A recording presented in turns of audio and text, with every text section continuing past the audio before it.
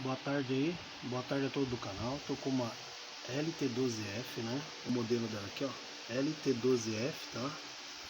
Esse aqui é o cesto dela. Tá com barulho, tá, pessoal? Barulho na hora de bater. Aí eu trouxe ela pra oficina aqui. Trouxe pra oficina e olha o defeito aí, ó. Tá bom? Vazamento no eixo dela, tá? Aí ela começou a fazer esse barulho aí, de bater, de centrifugar, tá? Aí nesse caso, pessoal, vai ter que trocar esse mecanismo aqui, ó, tá? Vai ter que trocar. Daí por isso que ela começa a fazer barulho para bater, para centrifugar. Aí se tu vê alguma mancha no chão, já identifica que já tem vazamento, tá bom? Então vai ter que trocar essa peça aqui inteira aqui, ó. Essa peça, que é esse eixo aqui, tá bom?